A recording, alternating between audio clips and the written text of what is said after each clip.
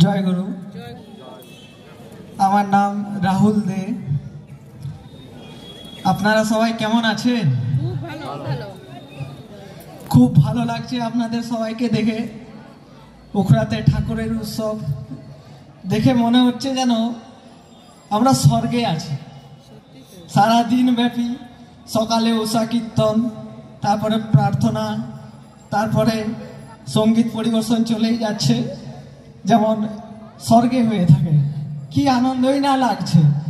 প্রসেশনে বেরিয়ে সবাই প্রসেশনে গেল, গান কীর্তন ঢোল সব বাজছে, প্রত্যেকটা মানুষ নিজের মতো করে তার উৎসব পালিত করছে। কি না আনন্দ লাগছে।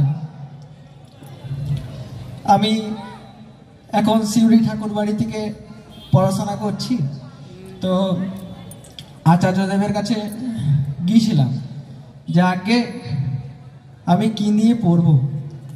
তো দাদা বললেন যে তুই ডিপ্লোমা কর। তো ডিপ্লোমা করব, ঠিক আছে ডিপ্লোমা করব, কিন্তু এবার বুঝতে পারছি না কোন স্ট্রিম নিয়ে করব। সেই জন্য আবার নিবেদনে যাই যে আগে দাদা মেকানিক্যাল আর ইলেকট্রিক্যাল আছে, তাহলে কোনটা নিয়ে পড়ব। হ্যাঁ, সেই নিবেদনও অনেক কষ্ট করে নিবেদন হয়। তিনি শেষে বলেন যে আর কতদিন মেশিন বানাবি তুই? যা মেশিন বানানোর তো বানানো হয়ে গেছে, এখন দেখছিস না প্রত্যেকটা বাড়িতে বাড়িতে ইলেকট্রিক্যাল সিস্টেম আছে, আর তুই বলছিস মেকানিক্যাল নিয়ে পড়বি, তুই ইলেকট্রিক্যাল নিয়ে পড়বি। অবশেষে তিনি বললেন আরেকটা কথা জানিস, তিনি তো অনেক কথা বললেন, সেগুলো মনে রাখতে পারিনি, ঠিক আছে। শেষের কথাগুলো কিছু কিছু মনে আছে। তুই একটা কথা জানিস, তুই চাকরি পাবি, সাথে তোর এলাকার কাজ হবে, সাথে তোর বাড়ির কাজ হবে। তার আশীর্বাদ নিয়ে সেই মতো এবার সিউড়িতে আমি ডিপ্লোমাতে পাই, কিন্তু এবার থাকবো কোথায়? আমার বাড়ি আসানসোল, একটা নতুন জায়গা। হ্যাঁ, সেখানে কলেজে যাই, হোস্টেলে কথাবার্তা বলি, তো মা সাথে আমার মা যায়, তো সেখানে নাকি আবার র্যাগিং হয়, হোস্টেল থেকে বেরোতে দেয় না কিছু না। কিন্তু প্রত্যেক দিন অভ্যাস মন্দির যাওয়ার। সকালে আমি আসানসোল মন্দিরে প্রার্থনায় যাই, মন্দির পরিষ্কার করি, সেই অভ্যাসটা ছিল। তো মনটা কোনো মতো মানছে না। মা বলছে তুই হোস্টেলেই থেকে যা না। আমি বললাম না, আমি হোস্টেলে থাকবো না।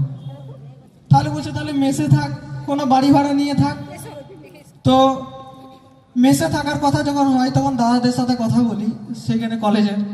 ওরা আবার বলে নাকি যে না, কোথাও বেরোতে গেলে সিনিয়র দাদাদের সাথে বেরোতে হবে, নাহলে বেরোতে পাবি না।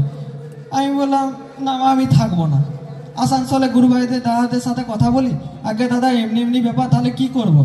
বলছে সিউড়িতে তো ঠাকুর বাড়ি আছে রে, তুই তো সেখানে থাকতে পারিস, কিন্তু সেখানে থাকতে গেলে আচার্যদেবের কাছে নিবেদন করে থাকতে হবে। আমি বললাম আচ্ছা তাহলে তাই করব। আচার্যদেবের কাছে যাই, আগে দাদা আপনার আশীর্বাদ মতো তো আমি পেয়েছি, তো আপনি যদি দয়া করে সেখানে থাকতে দেন। তিনি গোরদার সামনে বসেছিলেন, তো তিনি বললেন যে অনিলদাকে ফোন করে বলে দে ও শিউরি ঠাকুর বাড়ি থেকে পড়াশোনা করবে। তো তার দয়াতে এখন সেখানে থেকে পড়াশোনা করছি, ঠাকুরের নতুন নতুন অনেক কাজ শিখছি। তার দয়াতে এখন রান্না করতেও শিখে গিয়েছি। যে ছেলেটা এক গ্লাস জল নিয়েও খেত না, সেই ছেলেটা এখন রান্না করতে শিখে গিয়েছে, ঠিক আছে। একদিন আমরা ভলেন্টিয়ারের জন্য গিয়েছিলাম আসানসোল থেকে সব গুরু ভাইরা দেওঘর। আমরা গ্যাসের এক্সটিংগুইশারগুলো লাগাচ্ছিলাম। আমাদের কাজ ছিল গ্যাসের এক্সটিংগুইশারগুলো ক্যাম্পে ক্যাম্পে লাগানো। আমরা 4-5টা ক্যাম্পাসে লাগিয়েছি।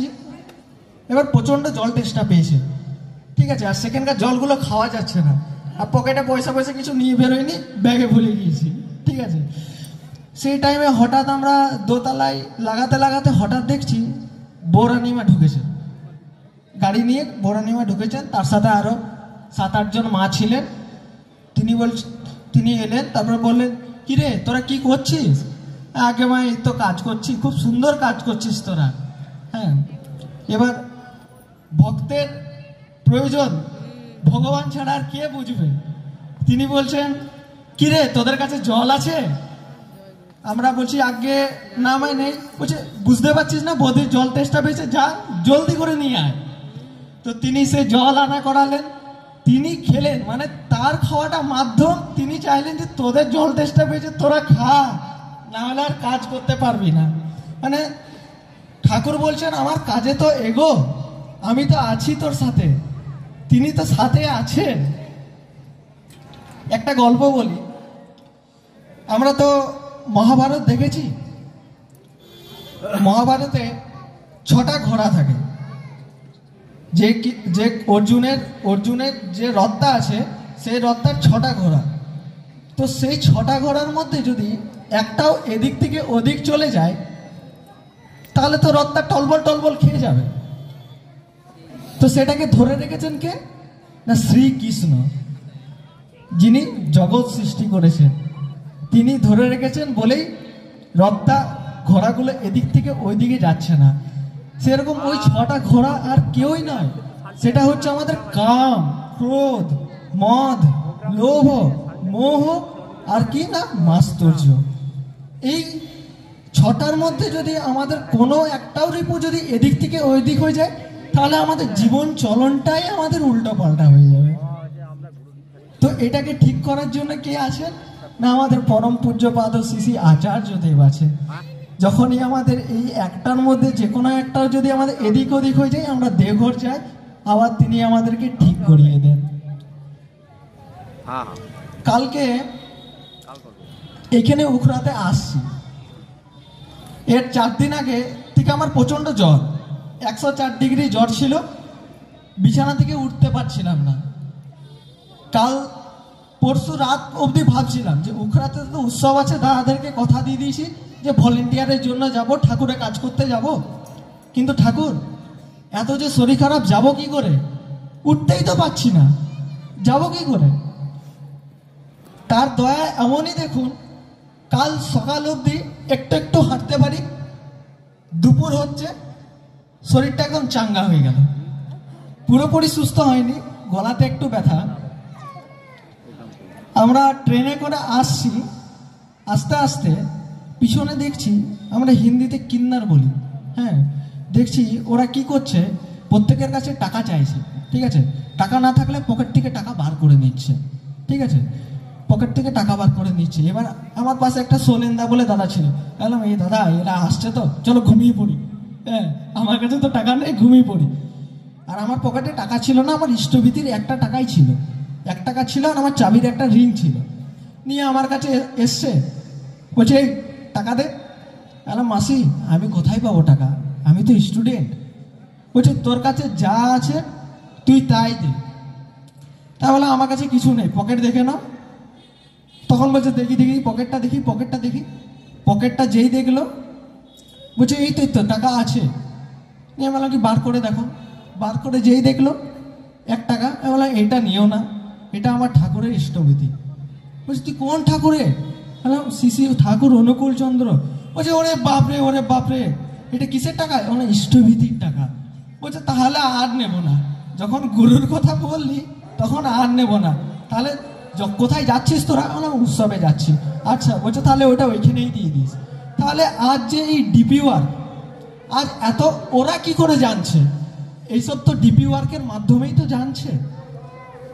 আর যদি এটা ঠাকুরের টাকা বলেই সে নিল না, অন্য টাকা হলে সে কিন্তু নিয়ে নিত। তো আজ ডিপি ওয়ার্কের পরিমাণ এতই বাড়ছে, আজ যে আমি স্টেজে দাঁড়িয়ে বলতে পারছি সব ডিপি ওয়ার্কের কারণে। কিছুই পারতাম না, কোনো মানুষের সাথে ঠিকমতো কথা বলতে পারতাম না, তিনি দয়া করেছেন বলেই বলতে পারছি। আমাদের তো সৎসঙ্গের সময় সীমিত, এখানেই আমি আমার আলোচনা শেষ করছি। যদি কোনো ভুল বলে থাকি ক্ষমা করবে।